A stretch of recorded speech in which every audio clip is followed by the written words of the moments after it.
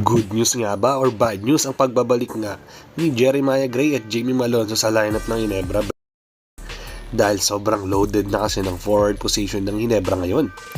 At ano nga bang maaaring gawin ng SMC dito sa Magnolia Hotshots dahil mukhang gumagalaw na nga ulit sila sa mga kupunan nila at nagpalit na nga ulit ng coach ang SMB?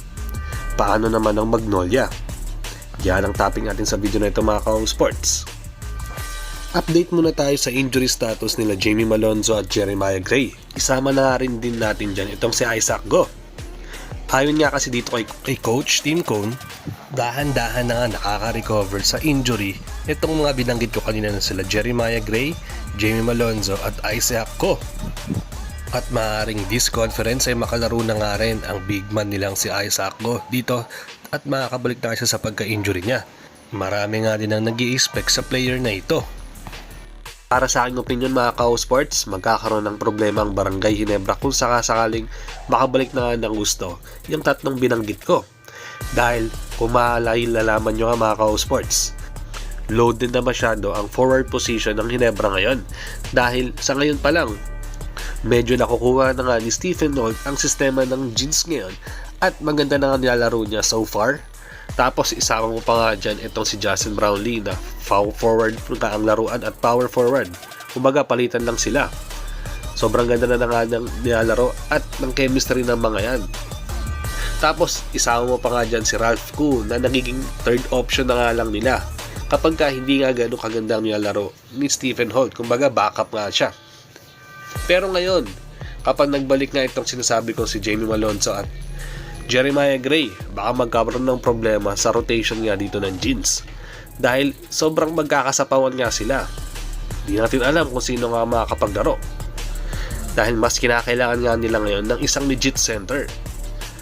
Kulang pa din at hindi pa rin na nga talaga sapat ito para kay Japet na siya lang ang magiging primary center nila dito sa larong ito. Dahil kinakailangan pa rin nila ng isang backup center, yung tipong defender at naging hustle player. Para at least pagdating sa opensa, si Japet na ang bahala. Pero take note mga ka-sports ilang taon na lang din ang pwedeng laruin nga niya ni Japet. So dapat meron na nga rin talagang magmamando or may ginagay na siya dito sa center position nila. Para at least makapag-prepare na nga sila sa pagka-retiro nga nito ni Japet. Pero yun nga, mabalik tayo dito kay Jeremiah Gray at Jamie Malonzo. Hindi pa rin kasi ganun nga kasmooth ang magiging laruan nito ni Malonzo para sa akin.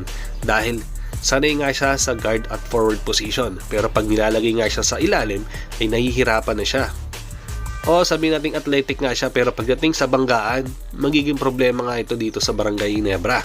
Dahil hirap na hirap pa nga rin sila pagdating nga na makahanap ng mga rebounder nila. Unless andyan nga si Japet.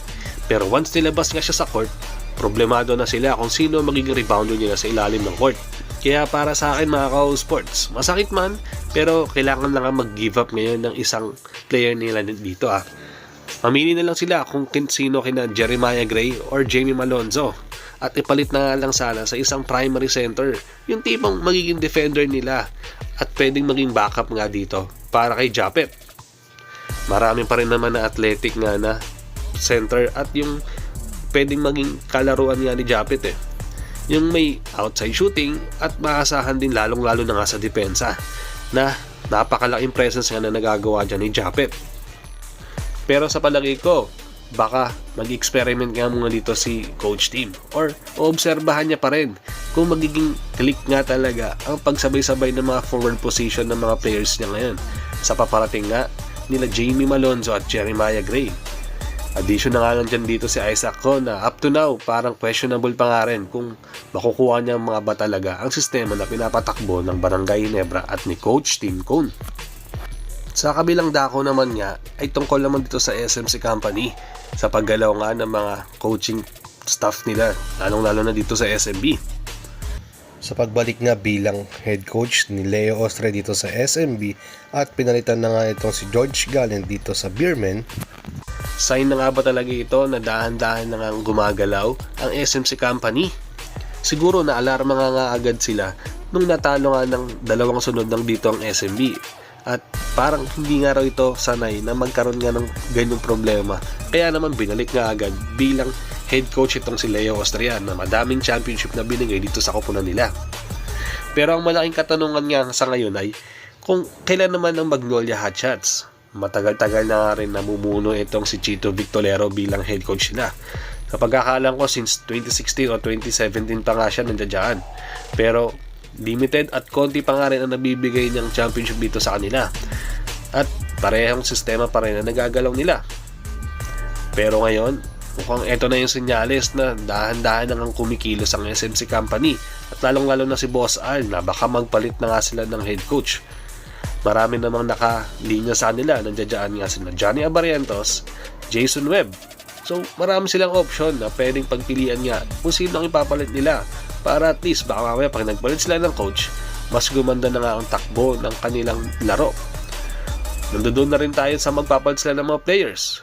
Pero mag-i-start pa rin talaga yan sa pagpalit nga ng coaching staff.